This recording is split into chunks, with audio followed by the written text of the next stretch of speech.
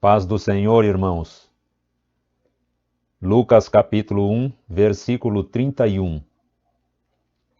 E eis que em teu ventre conceberás e darás à luz um filho, e por-lhe-ás o nome de Jesus. A dessacralização da vida no ventre materno. A concepção divina de Jesus Cristo sacraliza a vida no ventre materno e se opõe à cultura da morte infantil intrauterina do presente século. Lucas capítulo 1, versículos 26 a 33 e 39 a 45. E no 6º mês foi o anjo Gabriel enviado por Deus a uma cidade da Galileia chamada Nazaré, a uma virgem desposada com um varão cujo nome era José, da casa de Davi, e o nome da virgem era Maria.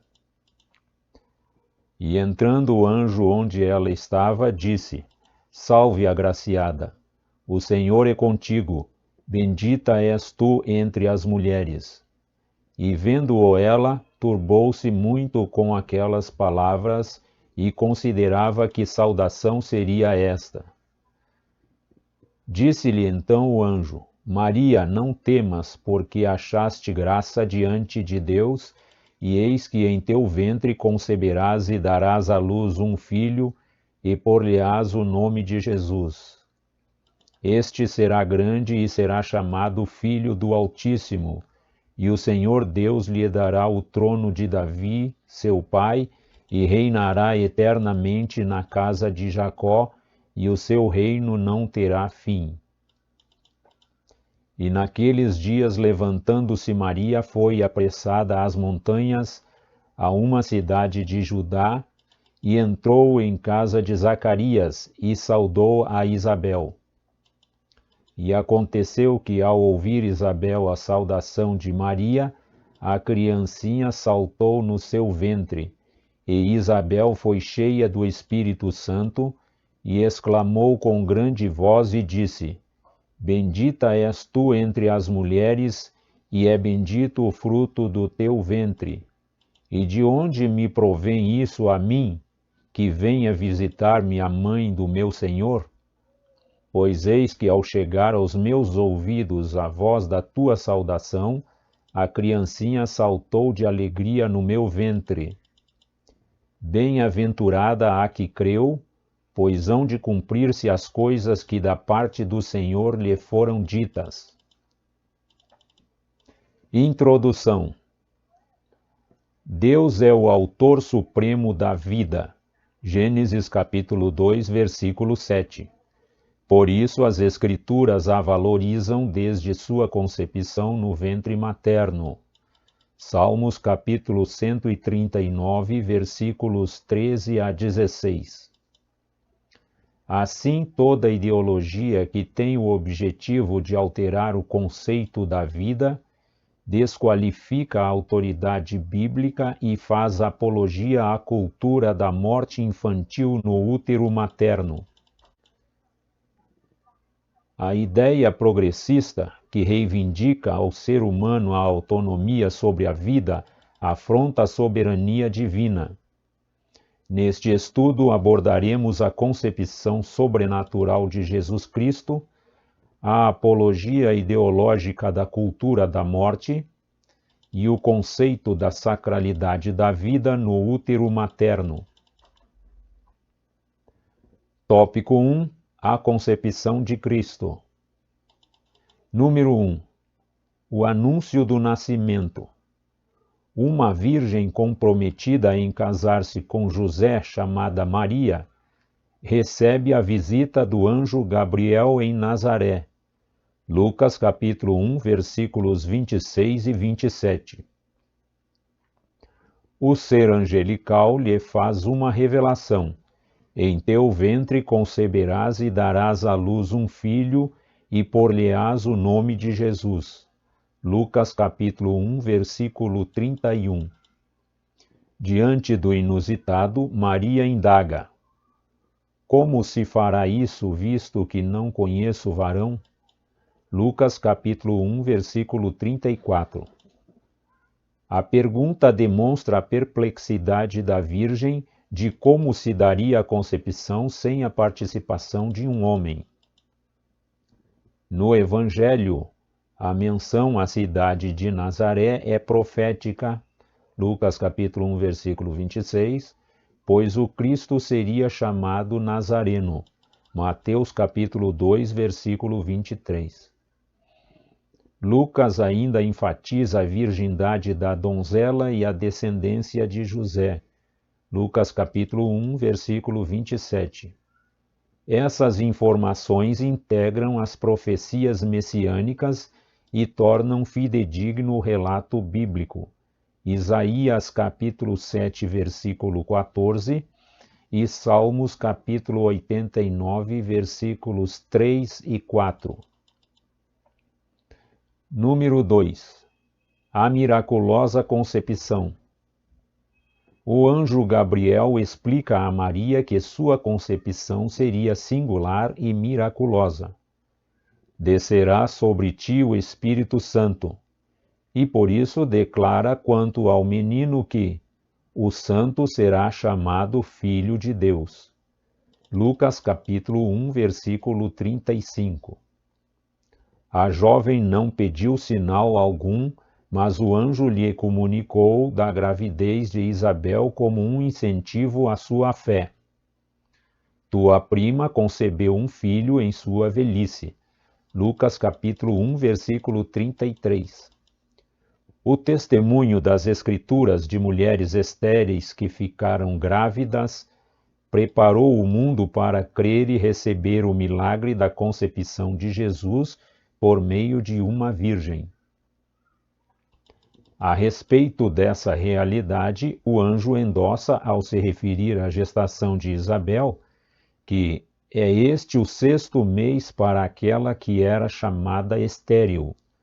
Lucas capítulo 1, versículo 36. Ao finalizar a mensagem, Gabriel completa: porque para Deus nada é impossível. Lucas capítulo 1, versículo 37. Número 3. A bênção do nascimento. A vida gerada no ventre de uma mulher é um milagre, Eclesiastes capítulo 11, versículo 5, pois Deus dotou o ser humano com a dádiva da procriação, Gênesis capítulo 1, versículo 28. Por isso o nascimento de filhos é uma recompensa divina, Salmos capítulo 127, versículo 3. Contudo, sem o dom da fertilidade, um ventre estéril torna-se obstáculo para a vivência da maternidade. Gênesis capítulo 30, versículos 1 e 2. Assim, a relevância da gestação e a sacralidade da vida no ventre da mãe são endossadas quando a Bíblia registra a gravidez miraculosa de Maria e de Isabel, uma virgem, a outra de idade avançada. Lucas capítulo 1, versículos 34 e 36. Isabel trazia João em seu ventre, que nasceu com o objetivo de preparar ao Senhor um povo bem disposto. Lucas capítulo 1, versículos 15 a 17. Maria portava em seu ventre o Filho do Altíssimo, o Rei Eterno. Lucas capítulo 1, versículos 32 e 33, que seria o Salvador, o Cristo, o Senhor. Lucas capítulo 2, versículo 11. Tópico 2. A cultura da morte. Número 1. O projeto ideológico. A cultura da morte é um conjunto de ideias que visa modificar o conceito bíblico da vida. Entre suas pautas estão a legalização do aborto e da eutanásia, a apologia ao suicídio e o controle da natalidade. Mediante estratégias culturais, intelectuais e políticas, impõe-se uma agenda de desconstrução da sacralidade da vida, algo caro à cultura cristã. Lucas capítulo 1, versículo 31. Nesse sentido, estimula-se a eugenia, que é o descarte do ser humano com alguma má formação, ainda no útero materno. A maternidade é depreciada a fim de que a mulher não deseje ser mãe. O conceito de saúde reprodutiva é modificado para justificar o aborto como medida de saúde feminina, e o direito à vida no útero é substituída pelo direito incondicional da mulher sobre o próprio corpo, que por meio do aborto decreta a morte do fruto de seu ventre. Número 2. O direito sobre o corpo. A cultura pós-moderna insiste que é direito do ser humano exercer autonomia sobre o próprio corpo. Essa ideia é de liberdade total ao controle individual sobre a constituição física e o comportamento humano. O slogan Meu corpo, minhas regras é utilizado em defesa das liberdades sexuais e reprodutivas, bem como para a escolha da vida ou da morte. Nessa percepção estão os direitos à prostituição, ao aborto, à eutanásia, ao suicídio e outros. Qualquer opinião contrária é considerada violação à liberdade humana. Nesse quesito, as Escrituras asseveram que o corpo deve ser nutrido e respeitado, Efésios capítulo 5, versículos 28 e 29, que embora livre o ser humano não tem o direito de profanar seu corpo, 1 Coríntios capítulo 6, versículo 13, e que a vida só tem sentido quando está sob o domínio de Cristo. Gálatas capítulo 2, versículo 20. Número 3. A prática do aborto. O aborto é a interrupção da gestação por meio da morte do embrião ou do feto. É o ato de descontinuar a gestação de um ser humano. O termo gestação vem do latim gestatione e se refere ao período de 9 meses de uma gravidez, desde a concepção até o nascimento. Nesse caso, o aborto pode ser não intencional ou provocado no período da gestação.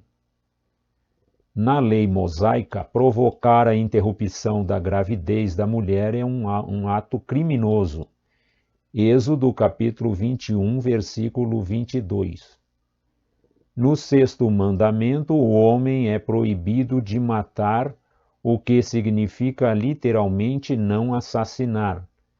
Êxodo capítulo 20, versículo 13.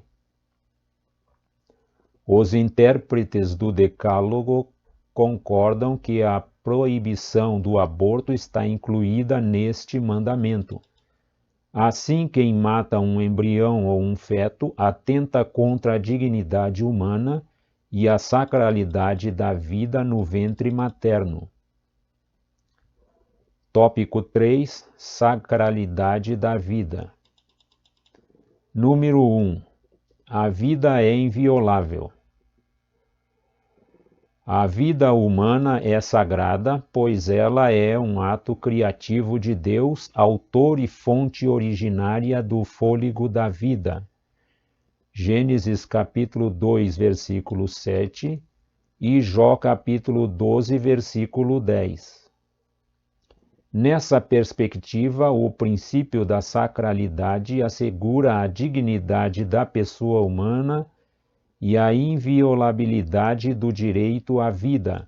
Salmos capítulo 36, versículo 9 e capítulo 90, versículo 12.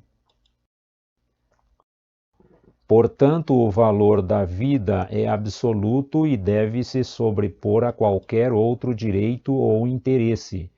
João capítulo 10, versículo 10. Nesse aspecto, o princípio da defesa da vida humana, desde sua concepção no útero materno, não pode conter exceções. Somente Deus tem poder sobre a vida e a morte. 1 Samuel capítulo 2, versículo 6. Em uma sociedade secularizada, o cristão precisa tomar cuidado com o relativismo, não fazer concessões e estar alerta quanto a ações que manipulam a sua consciência e de desrespeito à vida humana. 2 Coríntios capítulo 4, versículo 2 e 1 Timóteo capítulo 4, versículos 1 e 2. Número 2. O começo da vida.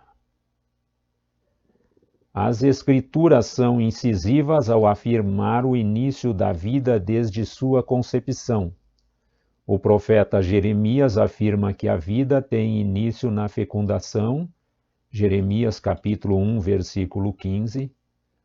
O rei Davi corrobora que a pessoa é conhecida e cuidada pelo Senhor desde sua concepção, Salmo 139, versículo 13, e que Deus é quem forma o ser vivo dentro do ventre de sua mãe, Salmos capítulo 139, versículo 14. O salmista afirma ainda que Deus vê o embrião ainda informe e o ama em todos os processos formativos da vida intrauterina, desde a fecundação até o nascimento e por toda a sua vida. Salmos capítulo 139, versículos 15 e 16. Por conseguinte, de acordo com as Escrituras, a vida começa quando ocorre a união entre o gameta masculino e o feminino. Essa nova célula é um ser humano e possui identidade própria. Portanto, seu direito de nascer não pode ser interrompido por vontade, desejo ou caprichos humanos. Deuteronômio capítulo 32, versículo 39 e Romanos capítulo 9, versículo 20. Número 3. A posição cristã. A Igreja mantém o princípio teológico da autoridade bíblica, 2 Timóteo capítulo 3, versículo 16, defendendo a dignidade humana e a inviolabilidade da vida desde sua concepção, pois a vida humana é sagrada em todas as etapas do desenvolvimento da vida e não pode ser violada por nenhum tipo de cultura. 1 Samuel capítulo 2, versículo 6. Ratifica-se ainda que toda ideologia que seculariza os princípios bíblicos deve ser combatida. 2 Timóteo capítulo 3, versículo 8. Conclusão. A gestação e a procriação do ser humano são bênçãos divinas. Gênesis capítulo 9, versículo 7. A concepção de Cristo no ventre de uma virgem certifica a sacralidade da vida intrauterina. A interrupção da vida em qualquer fase da gravidez é uma agressão ao direito inviolável de nascer. A valorização da dignidade humana, o direito à vida e o cuidado à pessoa vulnerável são princípios imutáveis do cristianismo bíblico. João capítulo 10, versículo 10. Acerca desse assunto, a Bíblia assegura que Deus é o autor e o detentor da vida humana.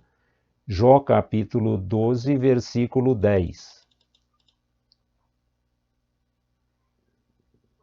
Portanto, neste estudo, vimos que o que preparou o mundo para crer e receber o milagre da concepção de Jesus por meio de uma virgem foi o testemunho das Escrituras sobre mulheres estéreis que ficaram grávidas, que a relevância da gestação e a sacralidade da vida no ventre da mãe são endossadas quando a Bíblia registra a gravidez miraculosa de Maria e de Isabel, que entre as pautas que caracterizam a cultura da morte estão a legalização do aborto e da eutanásia, a apologia ao suicídio e o controle da natalidade.